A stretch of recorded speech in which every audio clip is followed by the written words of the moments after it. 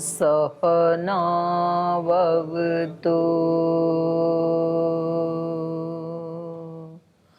सहनौ भुनक्तु सह वीर्यं करवावहै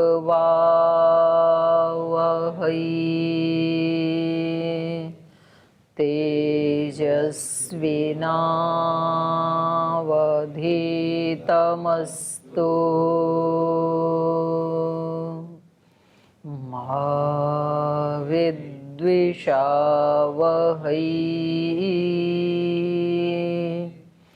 ॐ शान्ति शान्ति शान्तिः।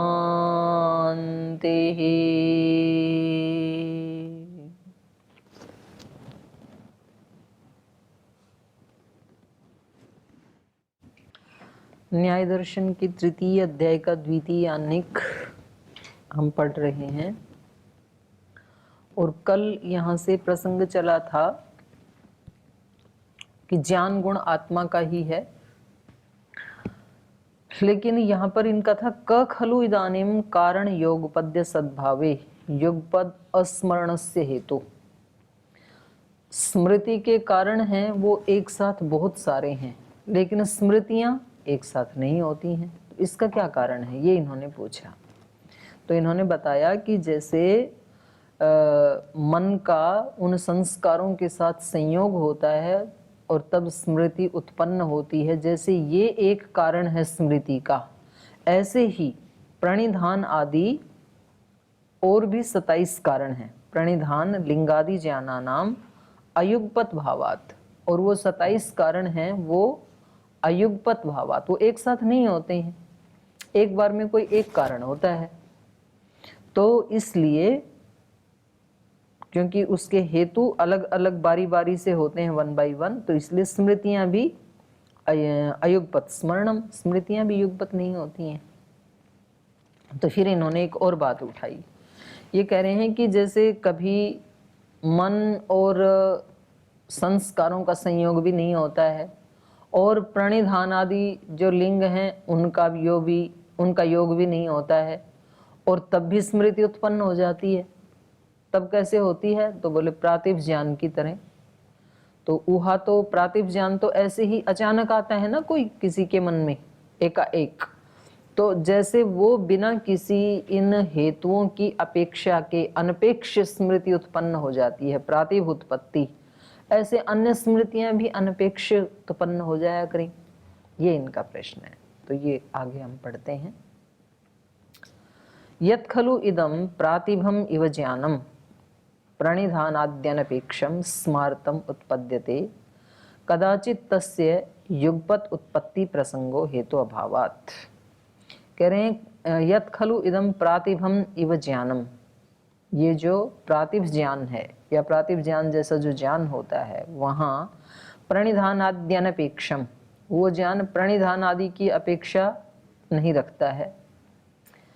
स्मार्तम उत्पद्यते, करें ऐसे ही, ये इव यहाँ आकर के जुड़ जाएगा कि प्रातिभ की तरह ही, प्रातिभम इव, प्रातिभ ज्ञान की तरह स्मार्तम उत्पद्यते, स्मृतियां भी उत्पन्न हो जाएंगी। कदाचित तस्य युगपत उत्पत्ति प्रसंगो, और यदि स्मृतियां होती हैं तो जैसे प्रातिभ ज्ञान कई ज्ञान एक साथ आ जाते हैं, ऐसे ही ये स्मृतियां भी एक साथ युगपत उत्पत्ति प्रसंग, वहाँ भी युगपत उत्पत्ति होने लगेगी स्मृतियों की, हेतु अभावात, हेतु का अभाव होने से। जैसे प्रातिभ हो जाता है वहाँ कोई हेतु नहीं है, ऐसे ही यहाँ पर भी अनेक ज्ञान उत्पन्न हो सकते हैं प्रातिभ ज्ञान की तरह, और यहाँ पर स्मृतियाँ एक साथ उत्पन्न नहीं होंगी, इसका कोई हेतु आपके पास है नहीं। यदि प्रातिभ ज्ञान एक साथ हो सकता है तो ऐसे ही स्मृतियाँ भी हो सकती हैं। इसका उत्तर दे रहे हैं सतः स्मृति हेतु असंवेदनात्। कह रहे हैं कि अहेतु नहीं है, यहाँ हेतु का अभाव नहीं है, बल्कि सतः स्मृति हेतु, स्मृतियों के हेतु होते हैं असंवेदनात्, लेकिन उनका हमें संवेदन नहीं होता उन हेतुओं का, इसलिए प्रातिभेन समानाभिमानः, इसलिए प्रातिभ के समान स्मृतियां भी एक साथ कई हो जाती हैं, ऐसा आपको भ्रम हो रहा है। प्रातिभ के समान भ्रम हो रहा है। बहुअर्थ विषये वै चिंता प्रबंधे कश्चिदेव अर्थः कस्यचित् स्मृति हेतुः तस्य अनुचिन्तनात् तस्य स्मृतिर्भवति न च अयं स्मर्ता सर्वं स्मृति हेतुं संवेदयते एवं मे स्मृति उत्पन्ना इति अयम् असंवेदनात् प्रातिभम इव ज्ञानम इदं स्मार्तम इति अभिमन्यते न तो अस्ति प्रणिधानादि अनपेक्षम स्मार्तम इति। ये कह रहे हैं बहुअर्थ विषय वही चिंता प्रबंधे, हमारा जो बहुत विषयों को लेकर के जो चिंता प्रबंध एक प्रवाह चल रहा होता है, चिंतन का प्रवाह चल रहा होता है, उसमें कश्चिद एव अर्थः कस्यचित् स्मृति हेतु, तो उनमें से किसी एक अर्थ का स्मृति का हेतु हम पहचान लेते हैं। कस्यचित् एव अर्थः कस्यचित् स्मृति हेतु, किसी अर्थ का कोई स्मृति हेतु होता है। तस्य अनुचिंतनात्, और उस हेतु का अनुचिंतन करने से, उसका चिंतन करने से हमें पता लगता है तस्य स्मृतिर्भवति, कि भाई ये हेतु था और इसकी मैंने इससे संबंधित ये स्मृति हुई। न च अयम स्मर्ता, ये जो स्मरण करने वाला व्यक्ति है, न सर्वम स्मृति हेतुम संवेदयते, सारी स्मृतियों के हेतु के प्रति ये संवेदनशील नहीं होता है। ऐसा नहीं होता है। एवं में स्मृति उत्पन्ना, ये स्मृति मुझे इस समय उत्पन्न हुई है और इसका ये हेतु है। इति असंवेदनात्, इसका संवेदन न होने से, इसकी जानकारी ही नहीं होती है इस व्यक्ति को, इसलिए प्रातिभम इव ज्ञानम इदम, तो ये स्मृति ज्ञान भी प्रातिभ ज्ञान की तरह ही हो जाएगा, ऐसा बोल रहा है। स्मार्तम इति अभिमन्यते, जैसे प्रातिभ ज्ञान है ऐसे ही इदम स्मार्तम इति अभिमन्यते, वैसे ही ये स्मृति ज्ञान भी है, बिना किसी अपेक्षा के ऐसा मान लेता है। न तो अस्ति प्रणिधान आद्यनपेक्षम स्मार्तम इति, लेकिन यथार्थ क्या है कि कोई भी स्मृति ज्ञान, स्मार्त ज्ञान बिना प्रणिधान आदि हेतु के नहीं होता है। भले ही हमें उसका संवेदन नहीं होता है, लेकिन हर स्मृति किसी न किसी हेतु से ही होती है। तो पूछ रहे हैं प्रातिभे कथम इति चेत, तो बोले प्रातिभ ज्ञान कैसे उत्पन्न हो जाता है बिना किसी के, तो कहा वहां भी वो अकारण नहीं होता है, बिना किसी हेतु के वो भी नहीं होता है। उसमें भी हेतु क्या है? पुरुष कर्म विशेषात। प्रातिभ ज्ञान भी किसको उत्पन्न होगा? जिसका उस प्रकार का कर्माशय है, तो उसने पुरुष कर्म विशेष किए थे। पुरुष कर्म विशेषाद उपभोगवत नियमः, जैसे सब मनुष्यों के उपभोग भिन्न भिन्न हैं, तो उसमें हेतु क्या है? उसका कर्म। भाई जैसे उसने भिन्न भिन्न कर्म किए थे, जैसा जैसा जिसका कर्माशय, वैसे वैसे भोग। तो ऐसे ही ऊहा ज्ञान के लिए भी स्पेशल कर्म जिसके होते हैं उसको स्पेशल ऊहा होती है। तो बिना निर्हैतुक वो भी नहीं है, अहैतुक वो भी नहीं है प्रातिभ ज्ञान भी। ऐसे नहीं कि किसी को भी हो जाएगा प्रातिभ ज्ञान, उसके पीछे भी उपभोग विशेष की तरह से कर्म विशेष ही हेतु है। प्रातिभम इदानीम ज्ञानम युगपत कस्मान नोत्पद्यते।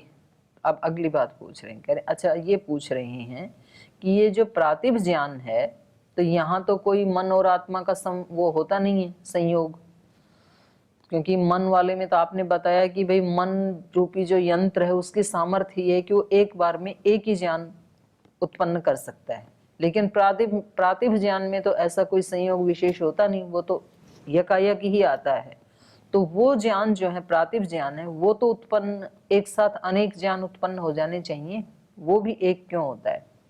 प्रातिभम इदानीम ज्ञानम युगपत कस्मान नोत्पद्यते, तो उसका भी उत्तर वही दे रहे हैं। यथा उपभोगार्थम कर्म युगपत उपभोगम न करोति एवं पुरुष कर्म विशेष प्रतिभा हेतु न युगपत अनेकम प्रातिभम ज्ञानम उत्पादयति।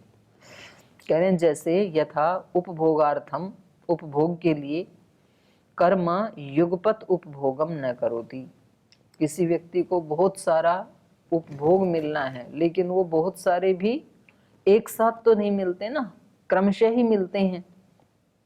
यद्यपि वो उसका अधिकारी है बहुत सारे उपभोगों का, लेकिन तो भी वो युगपत उपभोगम न करोति।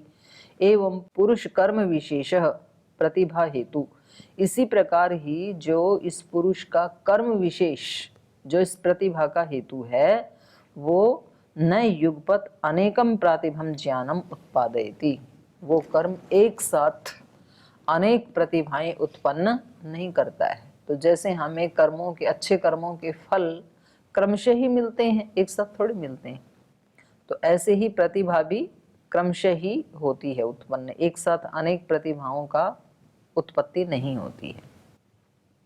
हेतु अभावात अयुक्तमिति चेत न करणस्य प्रत्यपर्याय सामर्थ्यात्। अब यहाँ कोई व्यक्ति कहे कि इसमें हेतु का अभाव है, भाई आपने तो सीधा उदाहरण दे दिया कि जैसे प्रातिभ ज्ञान एक साथ अनेक उत्पन्न हो सकते हैं, ऐसे स्मृतियां भी अनेक उत्पन्न हो जाएं। या फिर जैसे आपने उदाहरण दिया कि भाई जैसे उपभोग के पदार्थ एक साथ सारे उत्पन्न नहीं होते हैं, ऐसे प्रतिभाएं भी एक साथ उत्पन्न नहीं होती हैं। तो ये तो उदाहरण हुआ ना, इसका हेतु क्या है? तो हेतु का कुछ दिया नहीं आपने, और हेतु का अभाव होने से अयुक्तम इदम, ये आपका कथन अयुक्त है। ऐसा यदि कोई कहे तो नहीं कहना चाहिए, क्योंकि हेतु यहाँ पर है, ये अहेतु बात नहीं कही जा रही है, बल्कि हेतु क्या है? करणस्य प्रत्यय पर्याय सामर्थ्यात्। हेतु क्या है? मन रूपी जो करण है, क्योंकि चाहे प्रातिभ ज्ञान हो या स्मृति ज्ञान हो या कोई उपभोग हो, उन सब का अनुभव करने वाला तो मन ही है ना। सुख दुख आदि की अनुभूति किसको होती है? मन को ही होती है। प्रातिभ ज्ञान की अनुभूति मन को ही होती है, स्मृति ज्ञान की अनुभूति मन को ही होती है। तो ये जो मन रूपी करण है, इस करण की सामर्थ्य क्या है? प्रत्यय पर्याय सामर्थ्यात्। ज्ञान में पर्याय से ही इसको ज्ञान होता है, इस करण की ऐसी सामर्थ्य होने से। तो यही अपने आप में क्या बन गया? हेतु। इस करण की सामर्थ्य ही इस बात में हेतु है कि जैसे उपभोग एक साथ नहीं मिलते हैं किसी आत्मा को, ऐसे ही ये प्रातिभ ज्ञान भी एक साथ नहीं होगा और स्मृति ज्ञान भी एक साथ नहीं होगा। अब ये ऊपर उसमें था वार्तिक रूप में, अब इसको ही थोड़ा व्याख्या कर रहे हैं। उपभोग व नियम इति अस्ति दृष्टांत। आपने जो उपभोग के समान नियम है प्रातिभादि का, ये तो आपने दृष्टांत दे दिया। हेतुर नास्ति इति चेत मन्य से, हेतु तो यहाँ कुछ है ही नहीं, ऐसे यदि पूर्व पक्षी माने तो न, उसको ऐसे नहीं मानना चाहिए। करणस्य प्रत्यय पर्याय सामर्थ्यात्। जो मन रूपी करण है उसकी सामर्थ्य क्या है? प्रत्यय पर्याय, एक एक ज्ञान को एक ही बार में करने की सामर्थ्य होने से। न एकस्मिन् ज्ञेये युगपत अनेकम ज्ञानम उत्पद्यते न च अनेकस्मिन् तद इदम दृष्टेन प्रत्यपर्यायेण अनुमेयम करण सामर्थ्यम इत्थम भूतम इति। तो यहाँ पर कह रहे हैं कि न करणस्य प्रत्यय पर्याय सामर्थ्यात्, यहाँ अल्प विराम लगा लीजिए। करण का प्रत्यय पर्याय में एक बार में एक ज्ञान कराने का ही सामर्थ्य होने से, क्योंकि ये जो करण है मन रूपी करण, ये नए एकस्मिन् ज्ञेये युगपत अनेकम ज्ञानम उत्पद्यते, ना तो किसी एक ज्ञेय पदार्थ में एक साथ अनेक ज्ञान उत्पन्न कर सकता है, और यहां से ये पूर्ण विराम को हटा के अल्प विराम लगा लीजिए। न च अनेकस्मिन् ज्ञेयेषु अनेकम ज्ञानम उत्पद्यते, ना तो एक ज्ञेय में अनेक ज्ञान उत्पन्न कर सकता है एक समय में, और ना तो अनेक ज्ञेय में अनेक ज्ञान उत्पन्न कर सकता है एक समय में। समझ में आ गया? तद इदम दृष्टेन, तो इस प्रकार से, इस दृष्टि से, प्रत्यपर्यायेण, इस करण के प्रत्यपर्याय होने से, अनुमेयम करण सामर्थ्यम, इस करण की सामर्थ्य का अनुमान लगाया जा सकता है। इत्थम भूतम इति, कि ये करण कैसा है? प्रत्यपर्याय से ज्ञान कराने वाला है। न ज्ञातु विकर्ण धर्मणो देहनानात्वे प्रत्यय योगपद्यात् इति। कह रहे हैं ये बात सामान्य जो मन है उसके लिए है, लेकिन जो योगी ज्ञातु विकर्ण धर्मण, जो विकर्ण धर्म वाला, विकर्ण माने बिना कर्ण के भी, जो माने अनेक शरीर बना लेता है ना जैसे योगी, और उनमें अनेक ही मन होते हैं, तो उसके लिए यहाँ पर विकर्ण धर्म कहा। ज्ञातुः विकर्ण धर्मणः ज्ञातुः माने विविध कर्ण हैं जिसके, ऐसा जो ज्ञाता है, योगी है, देह नानात्वे अनेक देहों का निर्माण कर लेने पर प्रत्यय युगपद्यात् इति, उसको ज्ञान की युगपत अनुभूति हो सकती है। तो ये अपवाद हो गया। तो यहाँ तक एक अर्थ को लेकर के प्रतिषेध कर दिया। अयम च द्वितीय प्रतिषेधः, अब दूसरी ढंग से प्रतिषेध कर रहे हैं। अवस्थित शरीरस्य च अनेक ज्ञान समवायात् एक प्रदेशे युगपत अनेकार्थ स्मरणम स्यात्। यहाँ पर ये उठा रहा है पूर्व पक्षी, अवस्थित शरीर से, अभी आत्मा कहाँ थी? सब जगह व्याप्त थी। अब दूसरे ढंग से बता रहे हैं कि आत्मा शरीर में ही है। अब तो कहा अवस्थित शरीरस्य च, शरीर में अवस्थित है आत्मा, बाहर वाली बात नहीं है। बाहर वाला तो खंडन हो गया एक दृष्टि से, अब ये दूसरी दृष्टि से खंडन कर रहे हैं, प्रतिषेध कर रहे हैं कि जो शरीर में ही अवस्थित आत्मा है, अनेक ज्ञान समवायात, तो वो तो फिर सूक्ष्म परिमाण वाली होगी, अणु परिमाण वाली होगी, और अणु परिमाण है तो एक साथ एक प्रदेशे अनेक ज्ञान समवायात, एक ही प्रदेश में, उस आत्म प्रदेश में सूक्ष्म रूप में डॉट रूपी जो अणु परिमाण वाला आत्मा है, मतलब समझाने के लिए बोल रही, वैसे उसका डॉट परिमाण है नहीं, तो एक प्रदेशे युगपत अनेकार्थ स्मरणम स्यात्, तो एक साथ अनेक अर्थों का स्मरण होने लगेगा, क्योंकि वो जो सूक्ष्म आत्मा है उसमें तो अनंत अनंत संस्कार हैं ज्ञान के, और उनके साथ जब मन का संयोग विशेष होगा तो अनेक स्मृतियां उत्पन्न होने लगेंगी। क्वचित एव अवस्थित शरीरस्य, शरीर में जहां कहीं भी अवस्थित ये आत्मा है, ज्ञातुः इंद्रियार्थ प्रबंधेनः, तो इस ज्ञाता का इंद्रिय और अर्थ के संयोग से उत्पन्न होने वाला, इनके प्रवाह से उत्पन्न होने वाला जो ज्ञान है, अनेकम, वो अनेक प्रकार का ज्ञान है। अनेकम एकस्मिन आत्म प्रदेशे समवैति, तो इंद्रिय और अर्थ के सन्निकर्ष से उत्पन्न होने वाले अनेक अनेक अनेक ज्ञान इस आत्म प्रदेश में समवाय संबंध से रहते हैं, इकट्ठे रहते हैं। तेन यदा मन संयुज्यते, तो उनके साथ जब मन का संयोग होता है या होगा, तदा ज्ञात पूर्वस्य अनेकस्य युगपत स्मरणम प्रसज्यते, तो जो पहले इन्होंने जाने थे, जो ज्ञान के संस्कार हैं, उनके साथ इसका मन का संयोग होने से अनेकस्य युगपत स्मरणम प्रसज्यते, अनेक ज्ञानों की एक साथ प्रसक्ति होने लगेगी, एक साथ कई स्मृतियां उत्पन्न होने लगेंगी। प्रदेश संयोग पर्याया अभावात इति, क्योंकि यहाँ तो प्रदेश के संयोग में तो पर्याय का अभाव है। ऐसा तो है नहीं कि आत्मा के कई सारे प्रदेश हैं और एक बार में एक प्रदेश के साथ संयोग होगा, ऐसा तो है नहीं। आत्म प्रदेशानाम अद्रव्यांतरत्वात्, क्योंकि आत्मा के जो प्रदेश हैं तो ये कहने के लिए है, लेकिन आत्मा क्या है? उन प्रदेशों का अद्रव्यांतरत्वात्, भिन्न भिन्न भाग न होने से, शरीर में स्थित जो आत्मा है वो तो अणु परिमाण वाला है, सूक्ष्म है, इसलिए उसके भिन्न प्रदेश हो ही नहीं सकते हैं।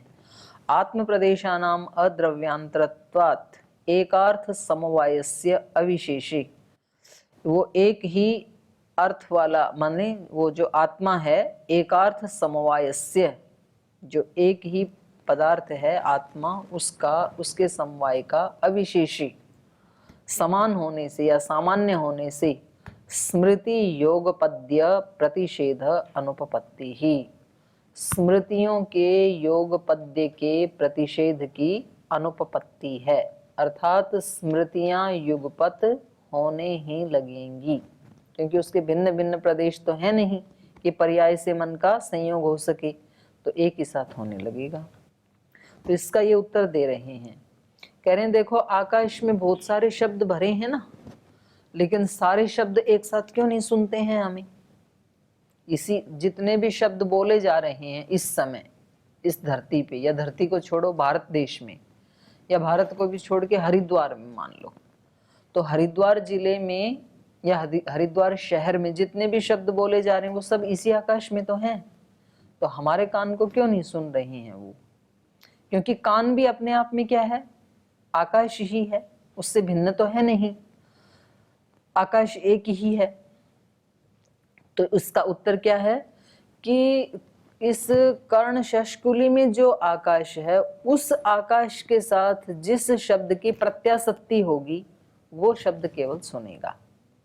तो ऐसे ही यहाँ पर आत्मा में अनेक संस्कार होते हुए भी कर्ण क्योंकि कैसा है, प्रत्यपर्याय सामर्थ्य वाला, तो उसके साथ जिस ज्ञान की प्रत्याशक्ति होगी वो स्मृति उत्पन्न होगी, ये कहना चाह रहे हैं। तो देखिए शब्द संताने तो शब्द संतान में श्रोत्राधिष्ठान प्रत्याशत्या, श्रोत्र रूपी जो अधिष्ठान है, आश्रय है, इंद्रिय है, उसके साथ प्रत्याशक्ति होने से शब्द श्रवणवत, जैसे शब्द का श्रवण होता है उसी प्रकार से संस्कार प्रत्याशत्या, मन का जिस संस्कार के साथ प्रत्याशक्ति होगी उस प्रत्याशक्ति के अनुसार मनसः स्मृति उत्पत्ति न युगपत उत्पत्ति प्रसंगः। तो जिसके साथ जिस संस्कार के साथ मन का प्रत्याशक्ति संयोग होगा, प्रत्याशक्ति होगी, उसी की स्मृति उत्पन्न होगी, एक साथ नहीं होंगी। पूर्वम एव तु प्रतिषेध न अनेक ज्ञान समवायात एक प्रदेशे युगपत स्मृति प्रसंग इति। और ये प्रतिषेध वैसे हमने पहले कर ही दिया था, पूर्वम एव तु प्रतिषेध, पहले ही प्रतिषेध कर दिया था। न अनेक ज्ञान समवायात, अनेक ज्ञानों का समवाय होते हुए भी एक प्रदेशे आत्मा में न युगपत स्मृति प्रसंगः, स्मृतियां युगपत उत्पन्न नहीं होंगी। तो वहां पर हेतु दिया था मन का प्रत्यपर्याय सामर्थ्य वाला होने से, तो वही बात यहाँ भी है। ये प्रसंग पूरा हुआ। यहाँ पर आगे ये कह रहे हैं, इसको आगे बढ़ा रहे हैं दूसरे ढंग से, यत् पुरुष धर्मो ज्ञानम अंतःकरणस्य इच्छा द्वेष प्रयत्न सुख दुखानि धर्मा इति कस्यचित् दर्शनम तत्प्रतिसिध्यते।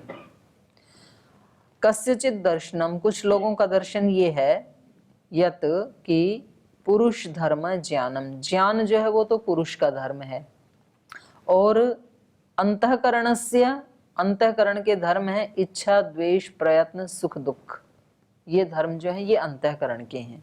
तो ये किसका दर्शन है, किसका मत है, बोलो किसका है ये सांख्यकारों का है।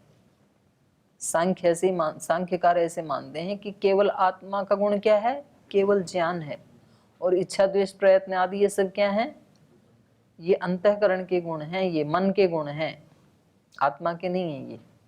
तो कह रहे हैं तत्प्रतिसिध्यते, अब उसका प्रतिषेध किया जाता है। गीताकार भी यही मानते हैं, गुणा गुणेषु वर्तन्ते, गुण गुणों में वर्त रहे हैं, आत्मा कुछ नहीं कर रहा है।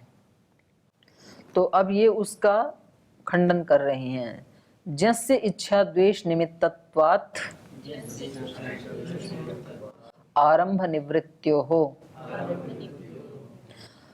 सिद्धांती कह रहे हैं जस्य, जस्य माने ज्ञाता के, आत्मा के इच्छा द्वेष, इच्छा और द्वेष भी आत्मा के ही गुण हैं, अंतःकरण के नहीं हैं। कैसे पता लगा, इच्छा द्वेष निमित्तत्वात्, क्योंकि इसके अंदर इच्छा और द्वेष हैं, तो उस निमित्त से ही आरंभ निवृत्त्यो हो, आरंभ और निवृत्ति देखी जाती हैं। आत्मा किसी कार्य को तो प्रारंभ करता है जिसको करने की इसकी इच्छा होती है, इच्छा मतलब सुख मिलता है, राग होता है, तो उसको करता है ये, और जिससे इसको द्वेष होता है, जो अच्छा नहीं लगता है, उसकी निवृत्ति देखी जाती है, उससे हट जाता है। तो प्रवृत्ति और निवृत्ति को देखने से क्या पता लगा, इच्छा द्वेष भी आत्मा के ही गुण हैं, अंतःकरण के नहीं हैं। जैसे ज्ञान इस ज्ञाता का गुण है, वैसे ही इच्छा द्वेष भी ज्ञाता के ही हैं। अयम खलु जानाति, ये आत्मा जानता है, तावद इदम में सुख साधनम, इदम में दुख साधनम इति। तो ये यहाँ तक का जो भाग है इसको उसमें ले लो इन्वर्टेड कॉमाज में, तावद इदम में सुख साधनम, इदम में दुख साधनम इति। ये आत्मा जानता है कि ये मेरा सुख है और ये मेरे सुख के साधन है और ये मेरे दुख के साधन है। तो कभी किसी व्यक्ति को मान लेता है, कभी किसी वस्तु को मान लेता है, कभी किसी स्थान को मान लेता है, सुख और दुख का साधन मान लेता है ना। कहता भाई वहां जाने से बड़ा सुख मिलता है मेरे को, गंगोत्री जाने से या किसी खास व्यक्ति के पास जाने से। तो फिर उसमें क्या करता है, वहां जाना चाहता है, भागना चाहता है उस व्यक्ति के पास, और कहीं कहीं से दुख महसूस करता है, इनसे नहीं मिलना मेरे को, क्योंकि इनसे मिलकर के कष्ट होता है, तो उनसे बचना चाहता है। तो ये आरंभ निवृत्ति देखी जाती है ना। जानाति तावद इदम में सुख साधनम, इदम में दुख साधनम इति ज्ञातम, ऐसा इसको ज्ञात होने से स्वस्य सुख साधनम आप्तुम इच्छति, तो अपने जो सुख के साधन है उसको तो पाना चाहता है, प्राप्त करना चाहता है। दुख साधनम हातुम इच्छति, और दुख के जो साधन है उसको हटाना चाहता है, उसको नहीं लेना चाहता। तो कहा प्राप्ति इच्छा प्रयुक्तस्य अस्य सुख साधन अवाप्तये समीहा विशेषः आरंभः। प्राप्ति इच्छा प्रयुक्तस्य, प्राप्ति की इच्छा से प्रयुक्त अस्य इस आत्मा का सुख साधन अवाप्तये, सुख के साधनों की प्राप्ति के लिए समीहा विशेषः आरंभः, जो समीहा विशेष चेष्टा विशेष है उसको तो आरंभ कहा है इस सूत्र में। और जिहासा प्रयुक्तस्य, छोड़ने की इच्छा से युक्त जो ये आत्मा है इसका दुख साधन परिवर्जनम, दुख के साधन का त्याग कर देना, परिवर्जन कर देना, ये निवृत्ति कही है इस सूत्र में। एवं ज्ञान इच्छा प्रयत्न द्वेष सुख दुखानाम एकेन अभिसंबंधः। तो इसलिए इनका क्या कहना है कि ज्ञान इच्छा प्रयत्न और द्वेष और सुख दुख आदि इनका एक के साथ ही संबंध है। ऐसा नहीं है कि अंतःकरण के इच्छा द्वेष आदि हो और ज्ञान आत्मा का धर्म हो, ऐसा नहीं है। आत्मा के ही ये सारे धर्म है, ऐसा इनका मानना है। एक कर्तृकत्वम ज्ञान इच्छा प्रवृत्ति नाम समान आश्रयत्वम च, क्योंकि ये जो इच्छा द्वेष प्रवृत्ति आदि हैं ये एक कर्तृकत्वम, इनका एक ही करता है। एक कर्तृकत्वम ज्ञान इच्छा प्रवृत्ति नाम, ज्ञान की या इच्छा की जो ये प्रवृत्तियां हैं इनका एक ही करता है। समान आश्रयत्वम च, और इनका आश्रय भी समान ही है, आत्मा ही है इसका आश्रय भी। तस्मात् जस्य इच्छा द्वेष प्रयत्न सुख दुखानि धर्मा न अचेतनस्य, इसलिए ये जो ज्ञाता है जो चेतन है इसी के ही इच्छा द्वेष प्रयत्न सुख दुख आदि धर्म हैं। न अचेतनस्य, अंतःकरण तो अचेतन है, जड़ है, तो उसके ये धर्म नहीं हो सकते हैं। आरंभ निवृत्त्योश्च प्रत्यगात्मनि दृष्टत्वात्, और कह रहे हैं आरंभ और निवृत्ति ये तो हर आत्मा में देखे जाते हैं कि कुछ चीज़ों में वो उनको प्राप्त करना चाहता है, कुछ चीज़ों से बचना चाहता है, तो ये तो सब जगह देखा ही जाता है प्रत्यक्ष। आरंभ निवृत्त्योश्च प्रत्यगात्मनि दृष्टत्वात् परत्र अनुमानम वेदितव्यम इति। तो जैसा अपने इधर देखा जाता है अपने अस्तित्व में, ऐसा ही दूसरे में भी अनुमान से जान लेना चाहिए।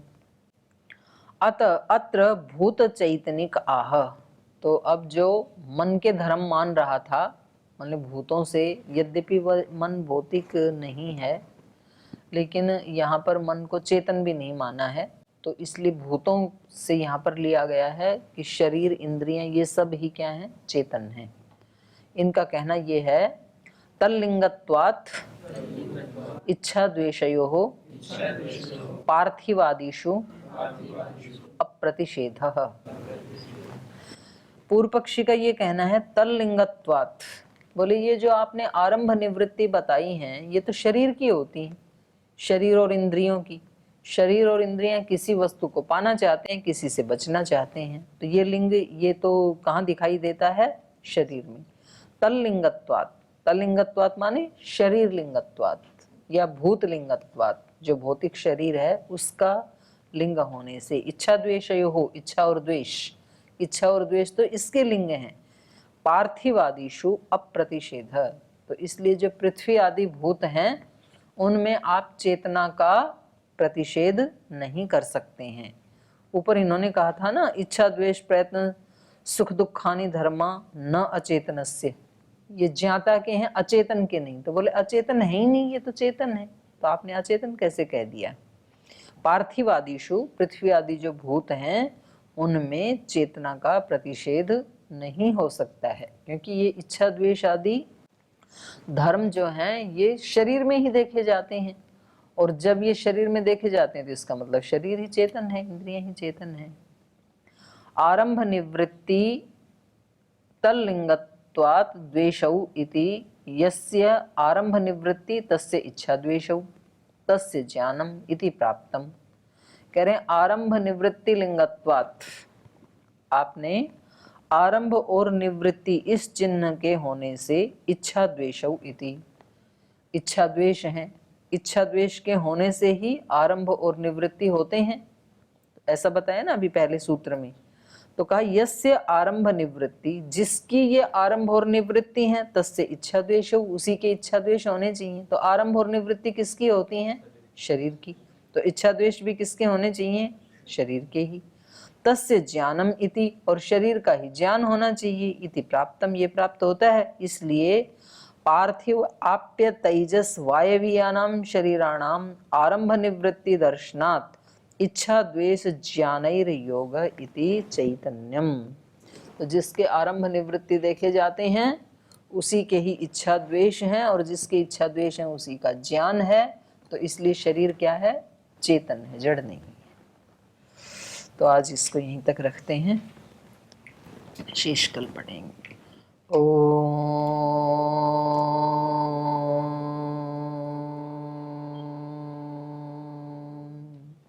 शांति शांति शांति। श्री गुरुभ्यो नमः।